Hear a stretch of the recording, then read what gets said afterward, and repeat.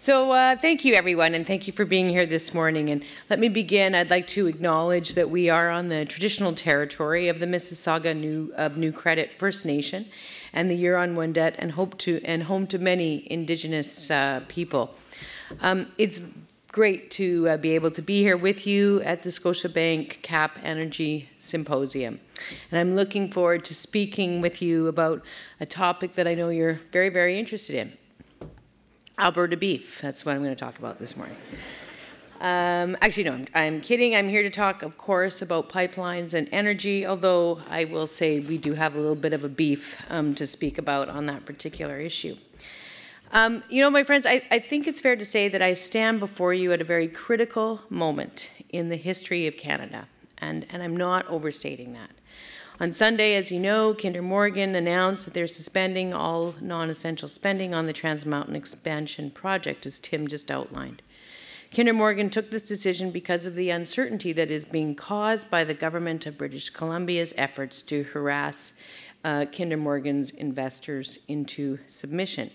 So think about that for a minute. A major project that was approved by Ottawa in the national interest is now in jeopardy because one minority government doesn't like it and is trying to usurp federal powers to stop it.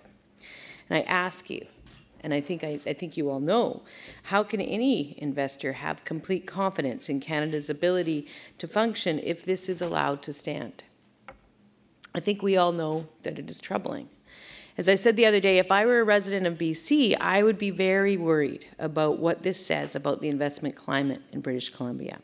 How can the economy of British Columbia be built at all, outside of the energy sector, but even more broadly, when every private investor considering a project must weigh the risk that the provincial government might conduct itself in this way?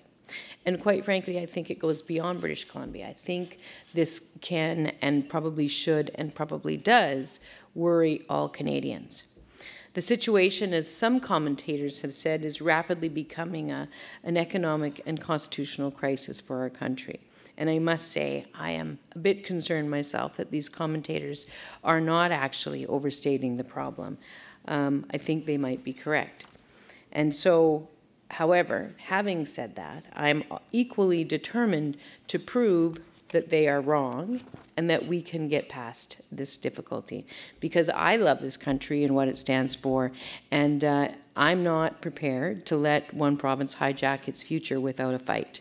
And I believe that many, many, many people agree with that position across this country and indeed within BC. So that's why I'm here today, to call on my fellow Canadians in this room and throughout Ontario to stand with Alberta and to stand up for a Canada that works. And the stakes couldn't be higher. The federal government has to step up. It's not Alberta's authority that's being challenged here. It's Canada's. And our federation will be severely harmed if Trans Mountain is pecked to death by its opponents. The Canadian government has taken concrete steps to protect the auto sector and the aerospace sectors when they were under threat, and it is our view that they need to do exactly the same for our energy sector. So our government is moving on 3 fronts right now to address these challenges, and we are calling on the federal government to do the same. Alberta has tools at our disposal, and on each of the following fronts, the federal government has even more. With this crisis, they need to accelerate their actions with each of those tools, and that's what we're calling on them to do. So the first front is very simple. It's economic. There will be, and there should be, economic consequences for BC's actions. In our province, legislation has been brought forward, or we've given notice about it, giving Alberta the legal tools that we need to get the full strategic value from our energy resources. Alberta was forced to take similar action in the past to defend its right and its economy, and we may be forced to again. This is something that we can do. The federal government can do this even more easily than we can. The second front that the federal government can act on, just as the provincial government has, is legal. We have been fighting in the courts. In fact, we have pretty much a perfect record with respect to the Trans Mountain Pipeline. We've won 14 out of 14 court rulings. Just a couple weeks ago, the courts threw out BC's last attempt to hurt this project without even hearing their arguments. A little bit embarrassing, really. But at the same time, while it's great that we win 14 out of 14, the question is, isn't that a bit of a number, 14? Like, when do we stop adding to that number? When do we just move on with the project? And that's the concern that we have. And that is the thing that we believe the federal government can also engage some agency on. And so the final front of the project is with respect to the security and the level of risk that is taken on by the investors. Now, as you have surely heard, in order to reduce investor risk, our government is prepared to act, up to and including taking a public position in the pipeline. Now, as well, the federal government can do that, or various versions of that, even more effectively than the government of Alberta is. But these are the ways in which we know that action can be taken on an urgent basis to ensure that we get through this crisis and we move on with the job of building our country.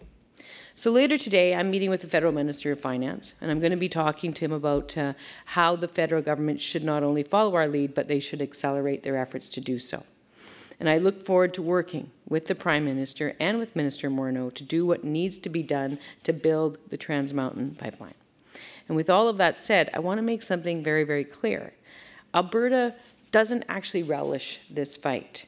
But at the end of the day, this really is about more than one pipeline. It really is about our country. It is about Canada. It's about our ability to fund schools, to fund hospitals, to fund public services that are the envy of most of the world. And that's something that I have to pay attention to in my role all the time.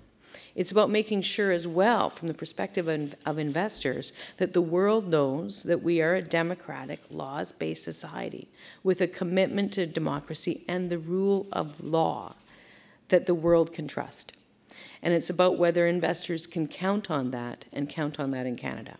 And it's about the jobs and the livelihoods of hundreds of thousands of working people who develop our resources, who fuel our lives, who power our homes, and who keep our country working.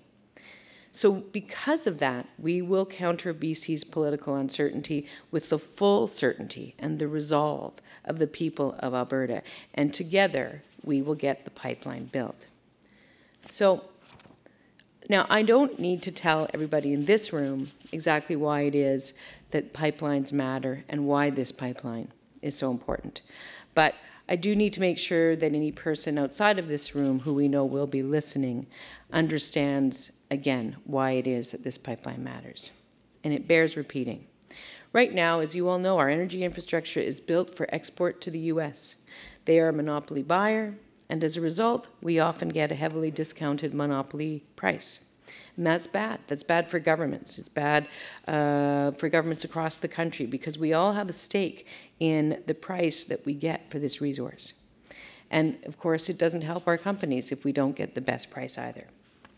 And of course, it's bad for the people who work in the energy sector, the workers, their families, the communities that rely on the incredible investment that those workers bring back home every day. And it's also bad for workers from across the country who work in the Alberta oil patch directly, but also for the many non-Alberta companies who supply it. I can't really think of another country that would so willingly handcuff its economy, or a country that would stand by idly as billions of public dollars are allowed to evaporate. It doesn't make sense, and we need to talk about it, and we need to seize hold of this and make a change. I say this as a New Democrat, someone who believes profoundly that we actually must share in the wealth that we create as a society. This is money that could be going towards better schools and better hospitals and by making life more affordable for Canadians across the country. But the difficulty is not just there. The Americans, as you all know, have tripled down their own energy production over the past decade, and they've built numerous pipelines.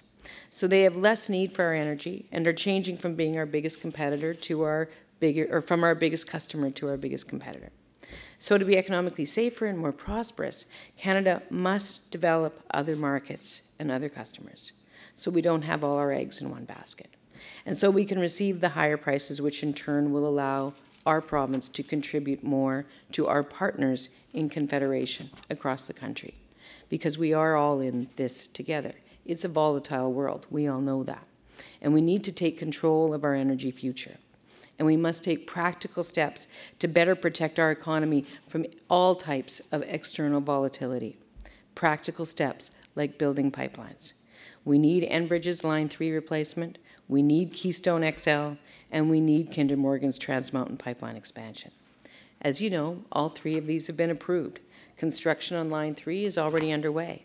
Alberta has backed Keystone XL with a commitment of 50,000 barrels a day for the next 20 years. And we're leading the fight to build the Trans Mountain Pipeline. When finished, and mark my words, all three of them will be built, they will increase our export capacity.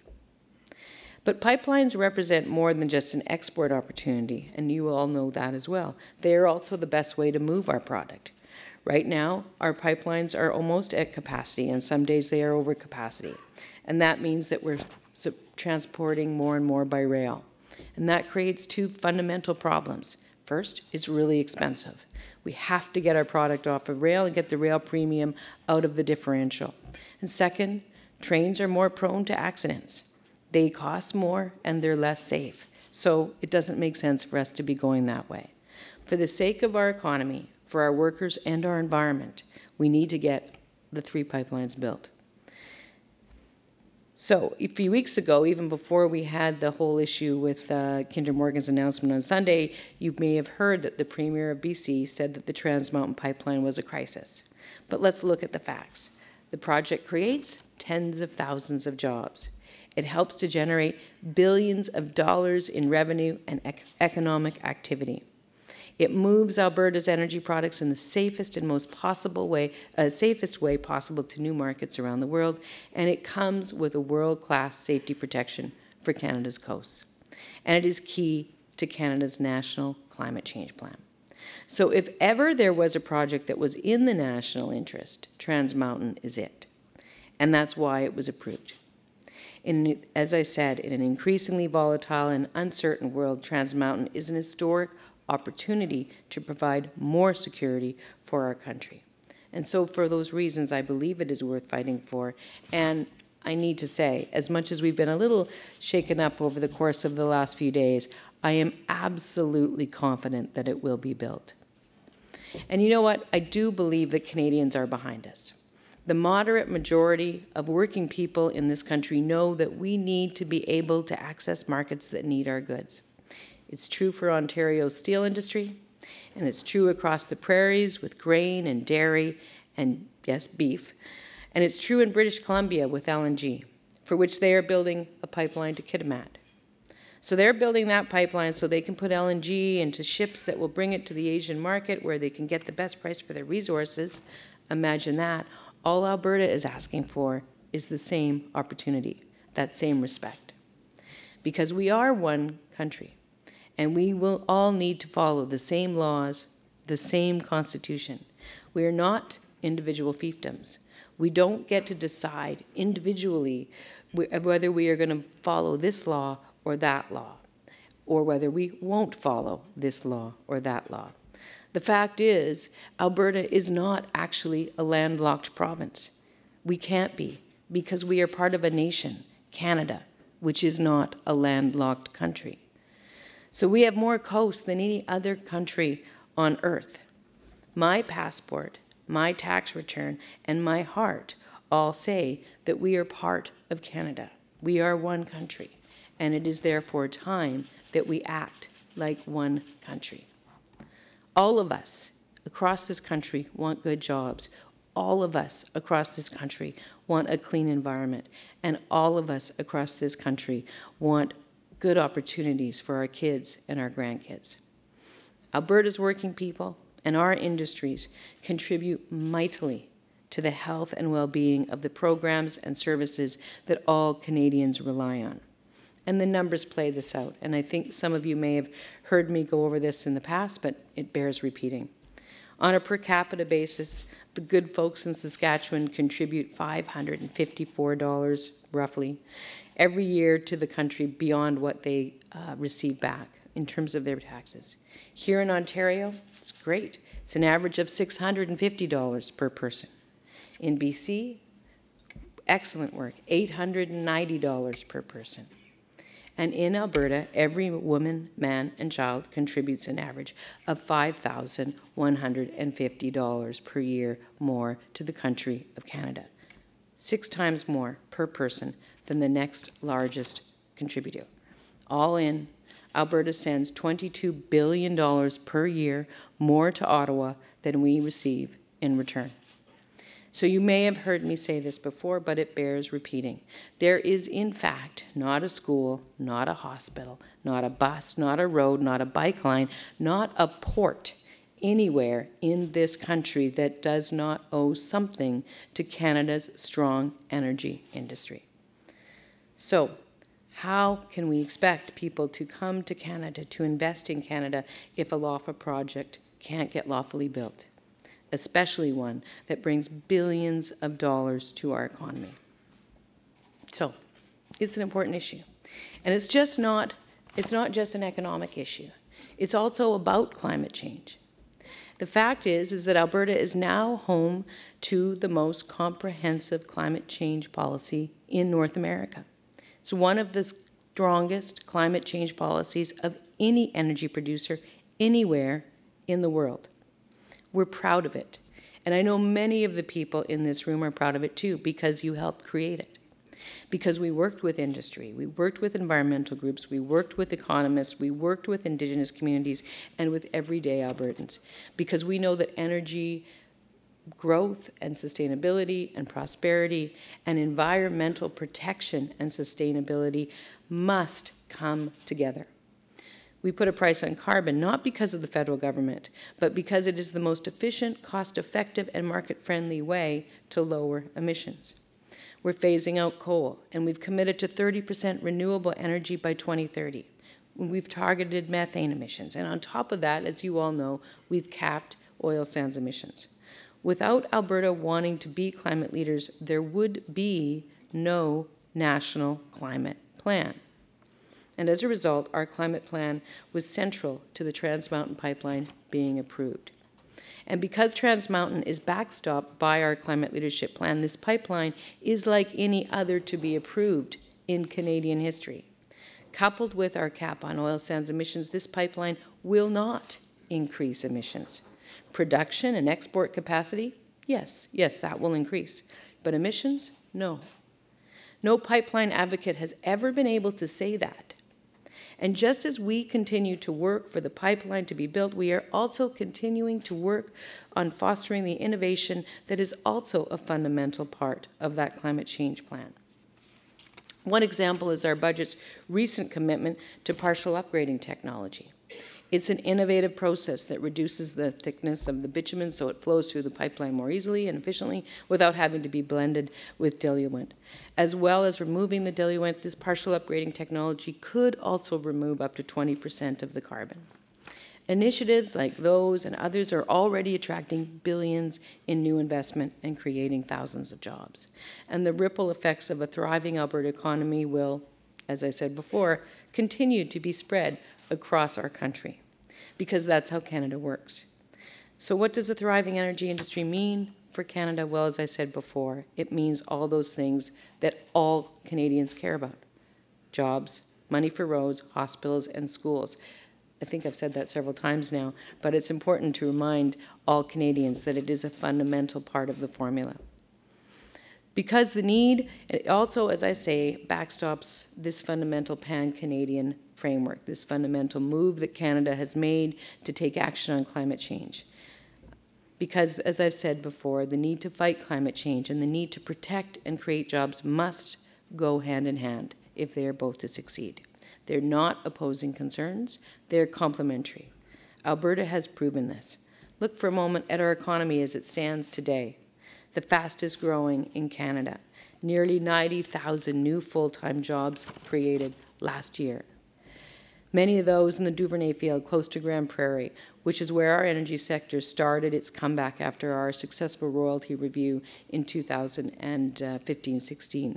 Today, nearly every sector of Alberta's economy is growing, all alongside this ambitious climate change plan that I've just described.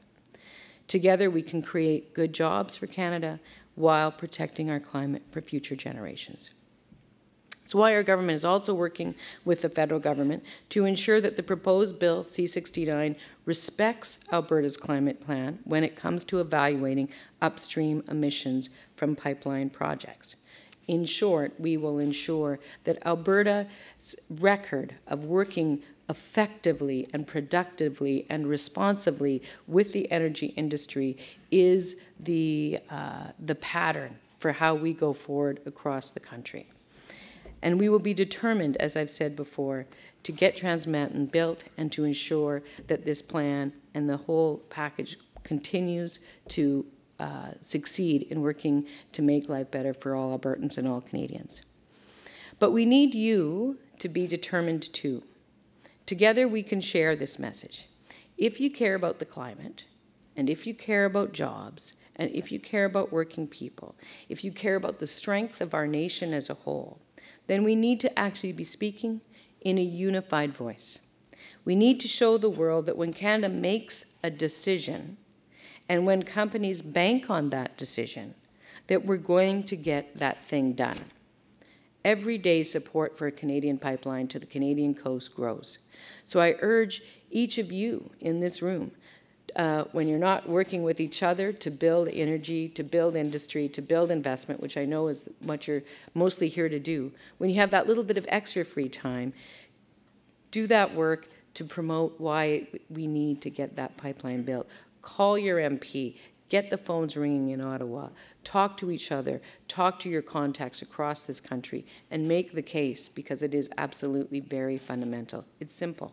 Getting pipelines built will be good for the Canadian economy. Getting better prices from more buyers will be good for the jobs and the investments of tens of thousands of working Canadians across this country. Getting the pipeline built will give Canada a safer, more environmentally friendly energy infrastructure across the nation. Getting better prices from more buyers will not come at the expense of increased emissions, thanks to our climate leadership plan. And getting this pipeline built will send a strong message to the world that Canada continues to be the best place for people to invest their dollars going forward. When you lay it out like that, it's pretty obvious. The federal government must accelerate its efforts, and they should do so along the lines that we in Alberta are fighting. The only thing that is blocking this pipeline, the only thing that blocking the pipeline will achieve is getting a lower price for our oil. That's it. But that's not going to happen. I know that you all support us on this. I know that you support Alberta and Canadian workers. I know that you support growing our investment, and so we just have to get it done. There are legal issues that will work their way through the courts, and there's a discussion with the people of Canada that we need to continue to have. Most Canadians in each and every province of this country, including British Columbia, support this moderate approach. But we, the moderate majority in Canada, risk being outshouted.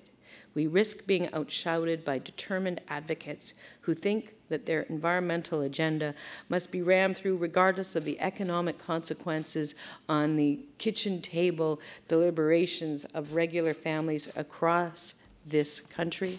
And we also risk being outshouted by their very peculiar allies who choose to ignore the overwhelming evidence around climate change. Neither of these groups should win. We have a path forward which will actually build our economy, build our environmental sustainability, and build our national reputation and our ability to attract more and more investment to this country in the long-term way. That is the path we need to take. That is the path that we are on. That is the path that we will succeed in making our way along. As Premier of Alberta, I'm doing my part. The government of Canada needs to speak up loud and clear on this issue, and then they need to back that up with concrete action, and we need you to push them to do that, and I need all of you to speak up too. Working together, I know that we will, without question, get this job done. This one and many, many more working together. Thank you very much for taking the time to listen to us.